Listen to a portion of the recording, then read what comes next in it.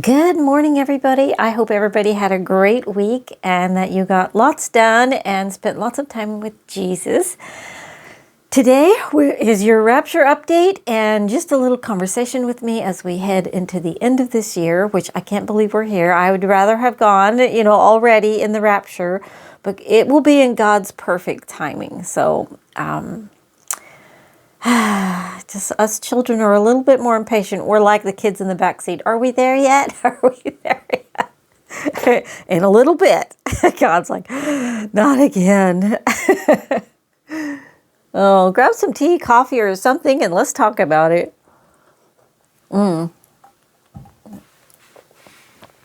So, let's talk about it. What is going on in the world? We are so close to World War III. It is literally at our doorstep. And we know that when that happens, the rapture happens. So it's super exciting. I'll go ahead. If you're new here, I'm Sherry, and this is my channel, My Daily Bread, and the Happy Rapture Watchers Club. I do not allow hateful, snarky, or mean comments in my comment section. So if it appears, your comment will disappear or you will disappear. One or the other, because this is the Happy Rapture Watcher Club. If you want to go to the argumentative ones, you have to go find a different one. So, okay, let's talk about what we're looking for. In case you're new here, we're looking for 8 nukes to go off in eastern Ukraine. That's the Philip Barnett vision. The first part of his vision already came to pass, which was the invasion of Ukraine. And then right before World War III begins with that. And so what we're looking for that. We are looking for another clue was Dmitry Duduman. He said, when we go to war with China, and there's movement on that front as well. What we see there is that, I'll just go ahead and name the updates with the things we're looking for. Trump just signed one of the biggest military packages ever with Taiwan, and China is furious. And as far as the Ukraine front, Trump has literally the last really dug in area, if not the last, one of the last. Russia has taken it, so now they can move really, really fast at taking land. And Zelensky refuses to give up land, and so they can't come to the table to agree on anything. And Russia's in no hurry because they're winning. They really don't care. The body count is way higher on the other side, and they're getting land worth trillions of dollars of minerals. So they don't care, and they're just plugging away at it. Meanwhile, Zelensky's losing all his funding. Trump said he would not allow them to take Russia's frozen assets. And the reason why, you guys, isn't because Trump is voting for Putin or on Putin's side. It's because if that happens, the dollar will pretty much be over, because no one will trust Europe and the dollar anymore. And the euro and all that, it's all tied together. No one's going to trust that if all their money can just be stolen, if there are no laws that are being upheld. So the last information we have now is that money, Trump said he would not allow Europe to take that money. So whether that stays true or not, I don't know, but that's where we're at on that. We are starting to see, one of the other things was we would see a huge California quake, and that we would see pocket cells of terrorism rising up in our own country. It's mostly in democratic states. That's Dmitry Duduman's grandson's vision, and he saw them rising up, little groups that have like sleeper cells waking up. And we're starting to see this. The person that did the Brown University was the same one that shot up I forgot what the other place was, but shot it up, and then he killed himself, and he was from Iran, from my understanding. That's my understanding of it. So you're going to see these sleeper cells to start waking up. Trump already knows about this. He sent National Guard into 19 different states, and he's hoping to head this off. But basically the prophecy is we will be busy. This is Dmitry Duduman. We will be busy with internal problems when the nukes go off. We will be busy with that. So we're looking for that to occur.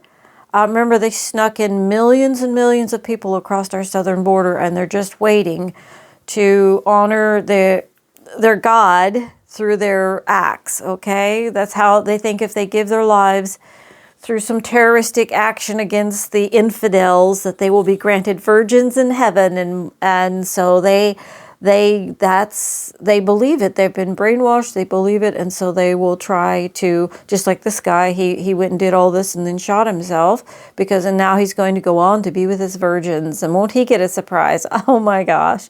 Guys, we just be so thankful we know that Jesus is King. You know, we might have daily struggles, but can you imagine thinking, oh, and yeah, you know, the God's going to welcome me for all this good that I did, and waking up in hell? I'm so thankful for Jesus. And I do have a little miracle story here I'll share. I'll try to remember to share in here, but let's go on to the next thing. One of the big, I think this is really going to be what the war breaks out from, and it's going to be over oil and Russia's shadow fleet and Venezuela's oil.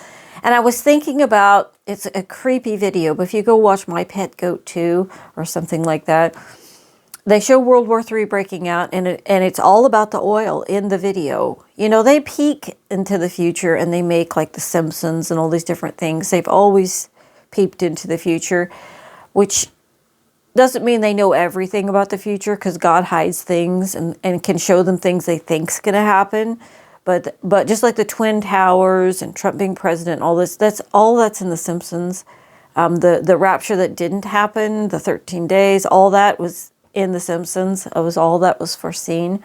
So I just wanted to say that I noticed that the war breaks out over oil. And it makes sense, because if you don't have oil, you don't have a country and you don't have a military. So it makes sense that it would come down to oil. Now, that's why Trump is trying to take Venezuela's oil. Plus, Trump wants to secure that area so nukes can't be put there. And some people are saying they're already there, and that's why Trump's going in. But that Trump wants oil. He even said, we want our oil back. Like, if it was ours, wouldn't it be in the U.S.?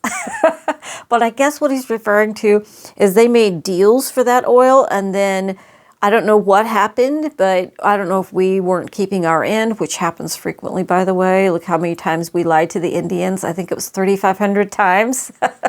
They made treaties with them we didn't keep. But we have to remember that this war is not going to go down the same, because we have to remember what the Maduro said.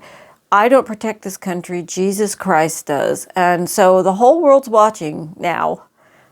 He just, you know, I think this is going to go down. I just have a really bad feeling about it.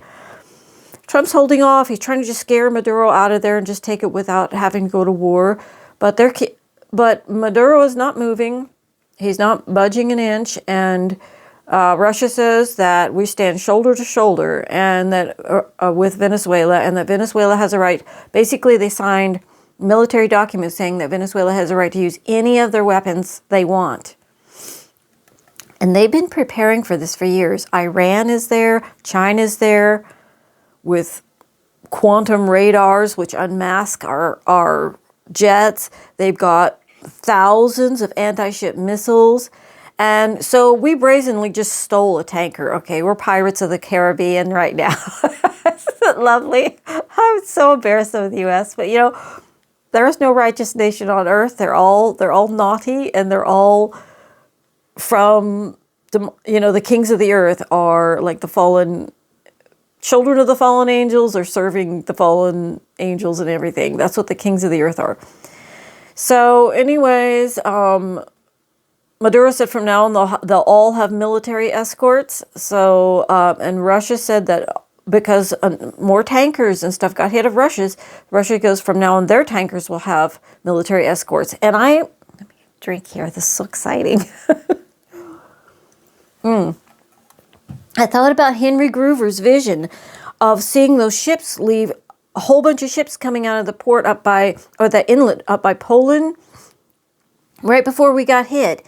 And maybe it's not because they've been hit, but maybe they come out because they're going to go to Venezuela and protect all the oil tankers. And so no one will even think of it suspiciously as they leave. Like that could be why. I was thinking about that while I was at my job, and I was thinking, wow, that could actually be. That's very exciting.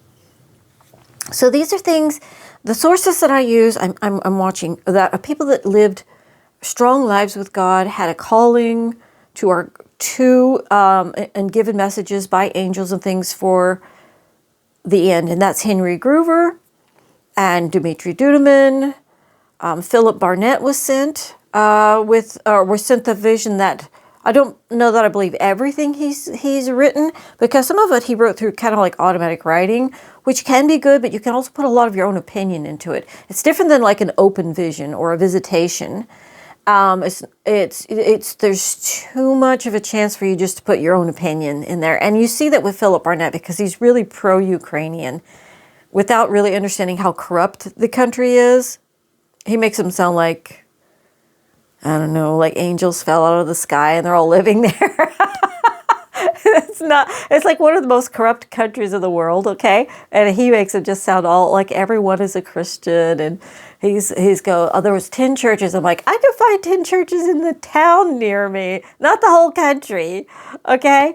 The government, they all take bribes, and it was run by oligarchs. Oligarchs actually started the war and did the coup and all that. If they were so righteous and all that, then there would have been no coup, and there would certainly be no NAZIs. You know what I mean? And they clearly are. And so, anyways, we'll move on. So, anyways, that's where I see we're on the world stage. We've got China fuming over Taiwan. Will they just move in to take it before all those weapons? Because we're sending them ballistic missiles and things. These aren't little things we're going to send them. Will China make a move before it all gets there? I wonder. Oh, and then we got to talk about 3IAtlas. This is amazing. It did pass, but it is not like any of our comets or anything. It had a forward and a reverse thrusters on it.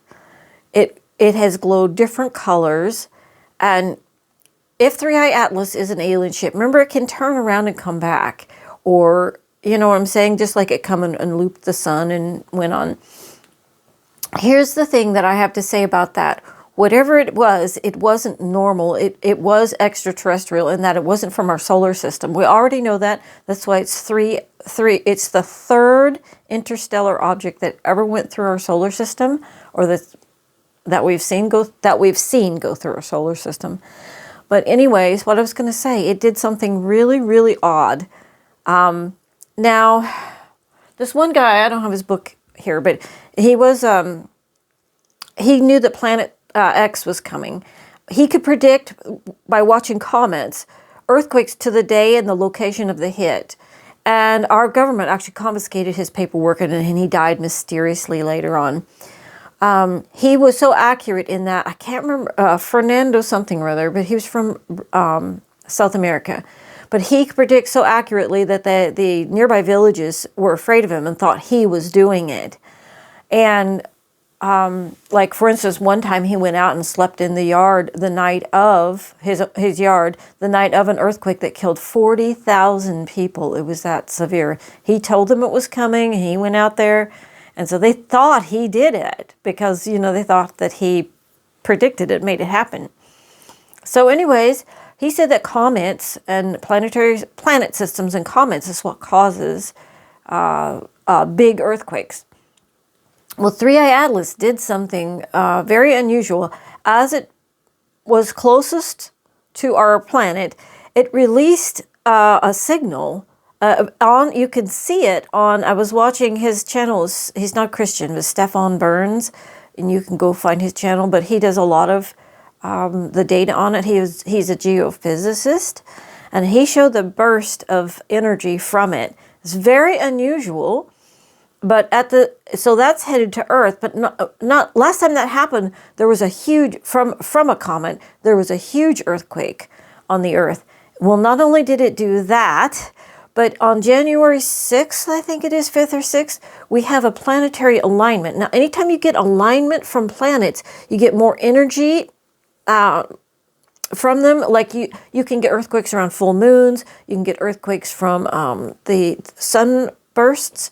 Well, there's also a huge sunspot turning our direction. Like 3 major things. I didn't look to see on full moon, but I don't think it's full moon yet. I think I just saw it. It's like at a quarter. But anyways, I don't know where it would be January 5th or 6th, but is it possible? I think this is very possible that this could cause the California quake. And if it is, Dimitri Duduman said that our last warning would be the California quake. So I'm looking at a lot of things are lining up. If Trump attacks Venezuela after the first of the year, because everybody thinks he's going to, because he's a businessman, he's waiting for Christmas to be over, so I can get in all the money from all the corporations, everybody can get their money in, and then to do this after the first of the year. So, what if he attacks Venezuela after the first of the year, and the sleeper cells all wake up, and also another thing. Whenever you have a solar maximum, which we're in, it has been every time in history when our wars have broken out. World War II, the Civil War, and it's incredible. Stefan Burns showed a chart on it, and you can go back and watch it and see what I'm talking about. But we're in the solar maximum, and here we're looking at all these events that was foretold at looking like they're literally ready to just pop off, you guys. I think we are right at the door. I mean, I think we are just days away here from the rapture. And it wouldn't surprise me if it's in just after the first of the year. Because of everything I see lining up here. It's so exciting. And I think we need to remember that the days before the rapture, these days that we have are extremely precious. To pray for lost loved ones, to make sure that we're living good, clean lives. Dimitri Duduman was told, God told him, directly, tell my people to stop doing anything they know is wrong so that I can save them. And you say, oh, you got to earn your salvation. No, that's not it. But if you go read Revelations, he says, if you don't stop doing this, this, and this, I will leave you in the great tribulation. Okay? So God is not picking up people who are moving and living and loving demons, okay? He's coming for those who love him, those who follow the Holy Spirit. You can find this all over in his word. And the once saved, always saved is a demonic lie. So it's people love to hear that because they can live however they want and feel like, oh, I got saved and now I can go live like however I want. And they love that lie because they never really surrendered to God. If you really surrendered your life to God, you would never want to go anywhere else. So, but those who do it just to please relatives or because everybody else goes to church, I have to too. I have to do everything they're doing. But their heart is not really surrendered to God or given to God. They haven't found him because they love him, or they don't follow him because they love him. They love his word. They love the truth. And it's everything they ever dreamed of to be with Jesus. That's not why they get saved. And like at 13 in our church we do this, and then as a baby you got to have this done, and it's all just ritualistic things. And then you got to go. If I don't go on Sunday, or if I don't go to church one day a week, they're following rules, and they think that makes them saved. I'd say from the beginning you're not saved because that's not your heart surrendering and becoming a born-again new Christian. That's just religion. Religion doesn't save you. The Pharisees weren't safe at all. Jesus told them they weren't safe, and they were doing all the rituals. They were doing all the rituals, but they weren't saved. And when he was asked, Jesus said, you have to become born again. And the guy said, well, how can I enter my mother's womb and come back out? They didn't understand it. They thought it was wearing certain robes and doing this and this sacrifice, and then you do this, and they just had it all as religious acts that you do. A lot of people are like, I tithe this much money, I donate my time, and they name all the good. That's not what I'm talking about when I say stop doing anything you know is wrong. A lot of people that have found God early on in their lives, I knew a lady that she had a born-again experience at 7 years old, but she lost her way and she was now an alcoholic and with a live-in boyfriend. I'm like, no, you can't do that. You know, you're the prodigal son now. You're out living with the pigs. You got to stop living with the pigs. You got to come back to the Father. That's what I'm talking about, you guys. So if you're doing anything, examine your life. If you have problems with pornography, if you have all these different things, you know, let's say you have a substance addiction, you smoke, you drink, you've got problems with a substance addiction, you can't forgive somebody. All those things will separate you from God because there are spiritual laws. If you don't forgive, God, Jesus told you, you will not be forgiven. That goes for everybody. You don't get it. There's not an exclusion clause in there because you gave your life to Jesus. There's no exclusion clause. He's no respecter of persons. If you don't get yourself ready, that's why this time is precious.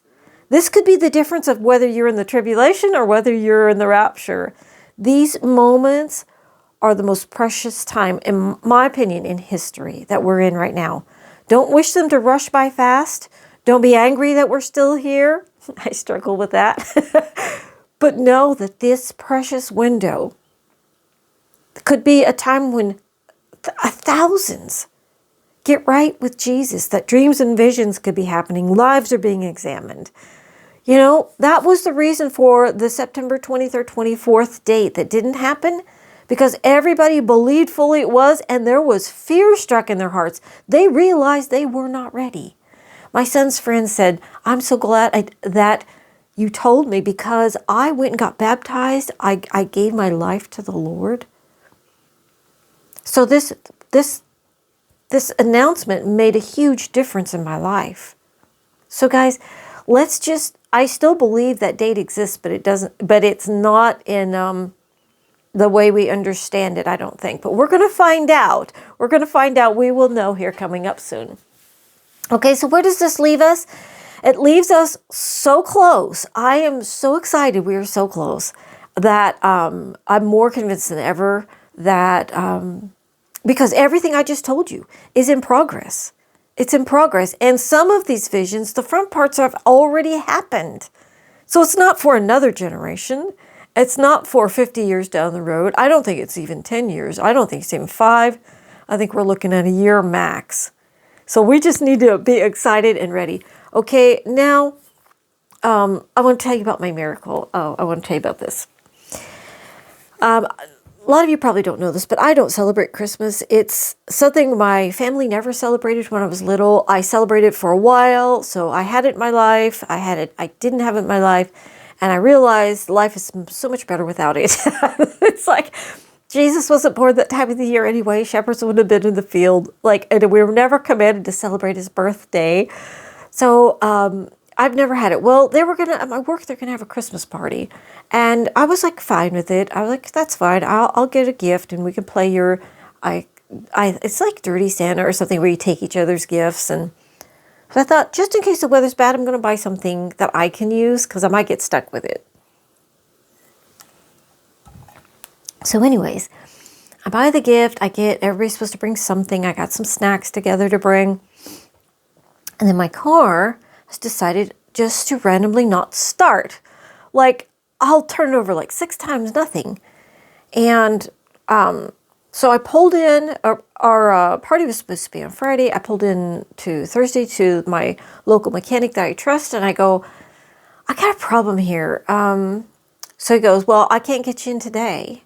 I pulled in after work and he goes, I can't get you in today. As soon as I can get you in is tomorrow. I'm like, I'm going to do it because I can't stop and get gas, groceries, anything. I don't know if my car is going to start. So I'm going to miss the party, but that's okay because, it's not that big a deal to me anyways. I know everybody's going to be kind of sad, but, I can't, you can't relax. And even at work or anything, you're like, can I leave? Am I going to be able to leave? It's extremely stressful.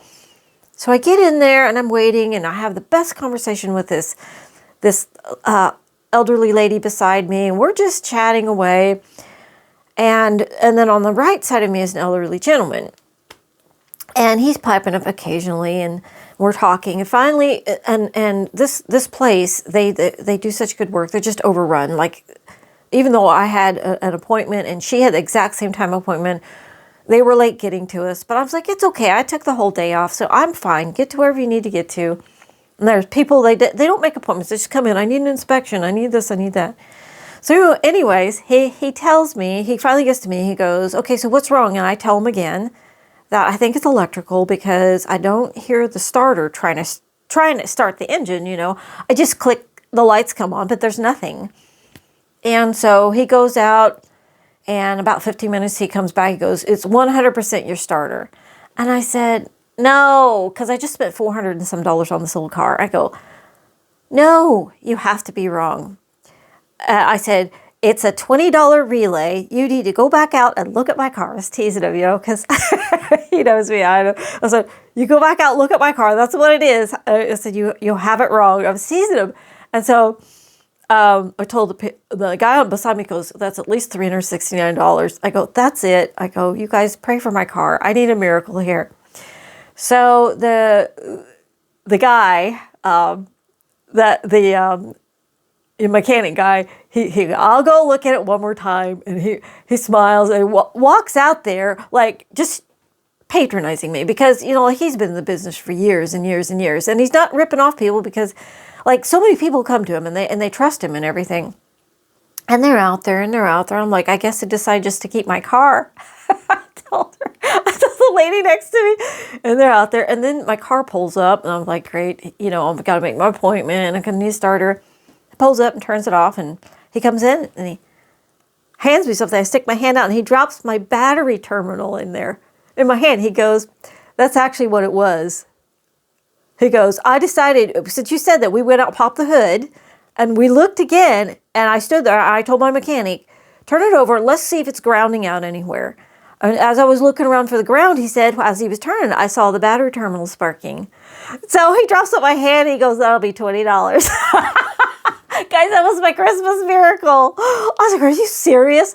Look, he didn't even charge me for the time. They spent at least 45 minutes on my car. Like, they charge $75 to $100 an hour just for a diagnostic. So he's a Christian. He heard me talking about praying for my car and I told the one guy next to me, yeah, Jesus is my best friend. He did that for me. I cannot believe God put that on his heart to do that for me. That was my Christmas miracle. I hope you enjoy it. I was like, man, I would bake him cookies if my oven was working. Such disrepair right now. I literally was in tears on the way home. I have just been hit by so much lately. But you know what? God is seeing me through it all, but it's like you're back up against the Red Sea and you can see Pharaoh's army coming. But you know, I'm like, God, you've got this. I trust you. You're my best friend. You've got this. And because I have to drive this old car, like it's round trip over 50 miles a day, and just hope it doesn't break down somewhere. And go to a job that I'm working, it's very physical, and I'm so sore. I'm so sore. I just feel like somebody beat the crap out of me. And anyways, but you know what? God gives me joy through all of it. And I just encourage you guys to just stay, you know, if you have praise music that connects you to the Father, and just keep your eyes on Jesus. And you know what? The Red Sea will part. The Red Sea will part, and the army will not overtake you. You're going to be fine, and we're going to make it through everything, and we're going to come out the other end of this with our faith stronger in Jesus, and God is going to rapture us, and we're going to be with him forever. And all these trials and tribulations and tears and everything will all be wiped away. And we are going to be walking on streets of gold with the one who gave his life for us. And we love him because he loved us first. And so I just want to leave you with that happy story over this holiday, these stressful holiday days that are coming up. Ask God for wisdom in your life. Ask him, you know, a lot of people are stressed out about the holidays, but do you really have to have big gifts? Do you really, I mean, if your family's stressed, can you not just have maybe where you exchange a handmade item or something simple, or no gift, just a hug. Everybody gets a hug and everybody just enjoys each other's company. You know, it can be simple. Life can be simple. And so I encourage each one of you guys to look for the good, to look for Jesus in everything, and to pray and ask God for wisdom. And I love you all. I hope you're as excited for the rapture as I am. And I will see you guys in the next video. I think I should be able to make one tomorrow. But then I have to get up really early, like 5:30 in the morning. So, because it's such a drive. And then I'm so tired when I get home. It is awful how tired I am. But I'm getting tougher. I am toughening up. But it's a very physical job. So anyways, guys, I will see you in the next video. I love you all. Until then, happy Bible studying and happy rapture watching. Bye for now.